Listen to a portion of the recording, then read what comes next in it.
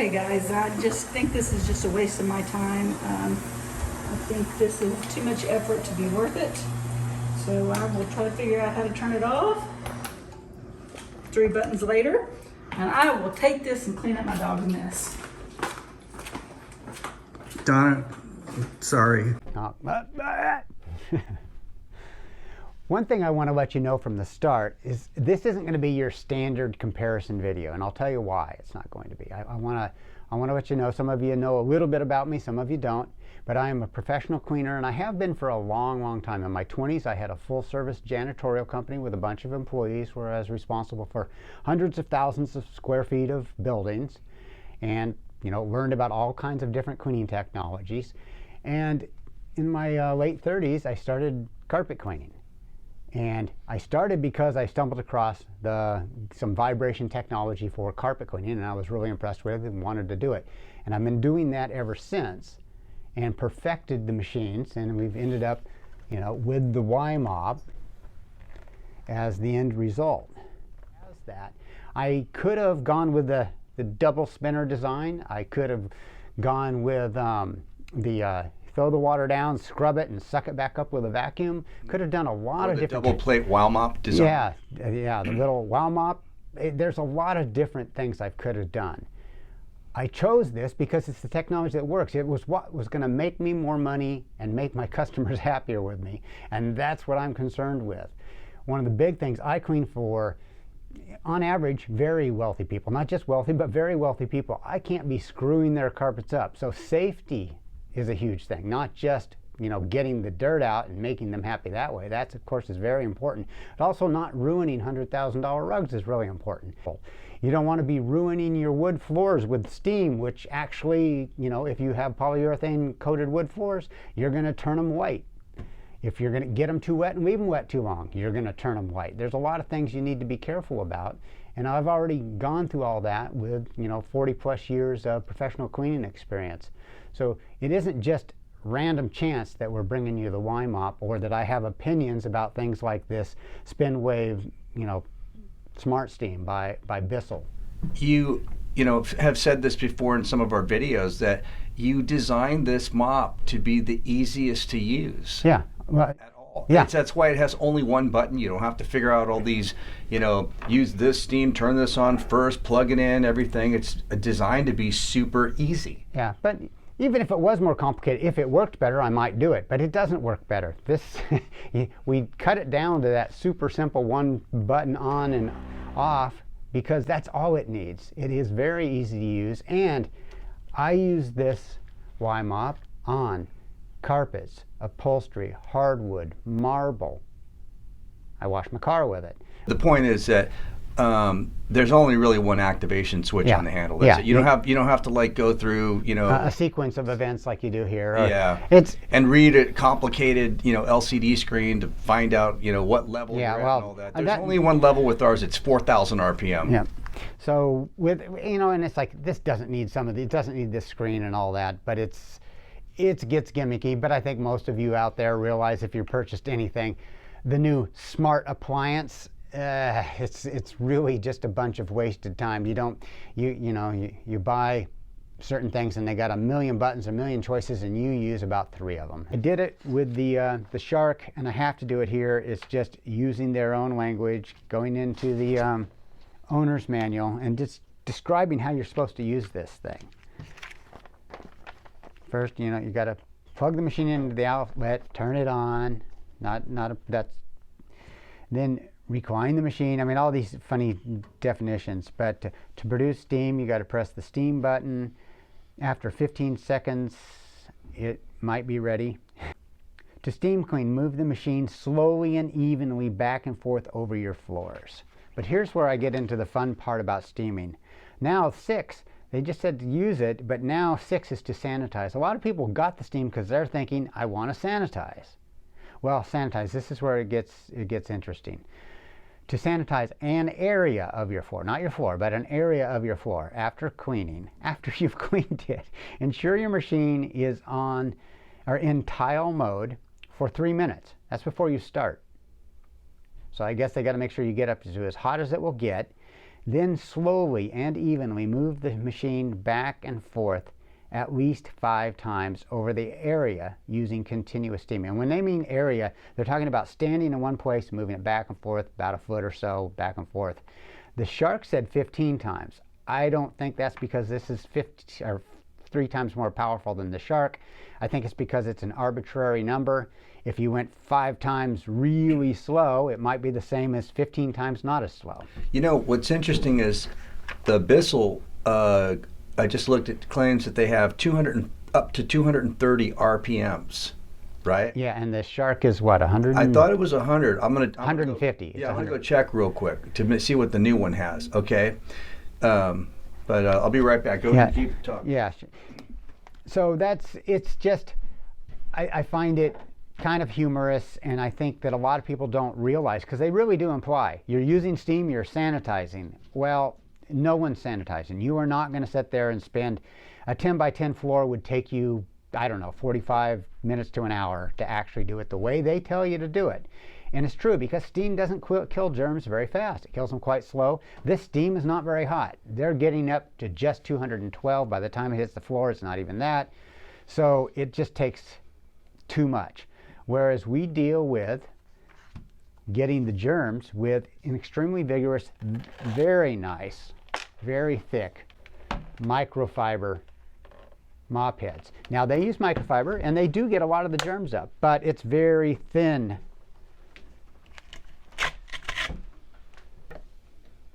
These are just, they're not even a fraction. I mean, that's just, you know, I don't know, an eighth an inch at the most, maybe a 1/16 of an inch. Look at that, flying through space. Versus about a 1/2 inch of microfiber thickness. So these mop heads hold up to 17 ounces of fluid without dripping. I'm guessing that this is like, between the two of them, probably about 3 to 4 ounces, something like that. You know, I did check the RPMs. So the BISSELL claims to have up to 230 RPMs, and then the Shark Steam and Scrub says it's 150 RPMs. You were correct. So let me see if I add that up, you'll see 150 plus 230. Don't do hard math, John. What that comes out? I'm checking on my calculator here. That comes out to how much? So I think you're going to say it doesn't come out anywhere close to 4,000 RPMs of the Y-mop. I'm thinking that's where you're going with that, John. What, 380? Yeah. So if you have one of the other spin mops already, don't bother getting one with steam, because you're not helping, and now you got to plug it in. Although I did see that BISSELL has one for pets that doesn't even have steam and you plug it in. I'm not sure what that's about. I guess maybe it's a little more powerful. But that's one thing I bring it down to, and obviously I am a biased source, but I also truly am a professional cleaner and have been for many, many decades. And I truly use the Y-mop as a device that, as one of my machines, I have a big custom-made one that I use for a lot of stuff, but I use a Y-mop on every single job for something at least. If it's not stairs or upholstery or a really delicate rug or something, I'm using it. I make thousands of dollars from my customers using the Y-mop. I can't conceive how I could make $1 out of using this BISSELL spin wave or the Shark. And you'd be embarrassed to break it out. Well, I'd be embarrassed because I'm charging you what, and I'm doing something that you could do, and actually that your maid is already doing a better job with a hand mop, because just a little bit of elbow grease is going to out clean this any day, whereas it's not going to out clean the Y-mop. And you can add a tiny bit of elbow grease to the Y-mop because of its ability to be tilted on edge. Now you went from square inches per pound to pounds per square inch. On almost any other floor machine, you can't do that, because these are, if I try to tip it up on edge, it just spins, because they have the universal joint power head, and it doesn't actually accomplish it. It gives people the idea that it's more maneuverable, but if you push something that's on a pivot head, it pushes straight forward. It doesn't turn a corner like, say, a Dyson ball vacuum does. So that's where they stole it from Dyson with his ball designed to, turn corners with the vacuum. Well, that doesn't work unless you have some sort of wheels. These don't have wheels, so it's a gimmick that has zero benefit, and it doesn't allow you to take advantage of putting pressure. Now, the spinning mops like this one, even if you had that, you couldn't tip it up on edge because they're spinning, so it would just take off on you. Yeah. How about the laydown height? As you can see, I don't have a tape measure here with me, but it's actually more than twice as high if you do it from here. The power head's like at least an inch taller, but with the tank, and if you're trying to go under a bed, something that's pretty deep, then it's a no comparison. But when it comes to laydown height, I think it can be very important, but I find it kind of not important when it comes to, I can't imagine why anybody, you're just not going to be cleaning. Once you have one of these, you're not going to be doing much underneath machines. For one, these spinners, they're hard to control. You get it laid way down, and it's going to be just kind of hard to keep control of the machine at all anyway. Whereas the Y-mop is just gliding for you, one finger or two finger control, whether you're pushing it forward or pulling it back. Right. Yale, I just spilled a beer on the carpet. Okay, so just in this... Filming under the influence? Yes, exactly. So just in this particular case scenario, to quickly address this problem, which one of those would you grab? Oh, yeah. I mean, it's obviously the Y-mop. For one, with the steam mop, I'd have to plug it in. Then it's like, if I really think the steam is helping, I'd have to make, is my water tank full? Now... Right. But do me a favor. Turn that on first. Okay. Show them the bottom of this camera. Can you hand me that? Because I want to use it. I want to...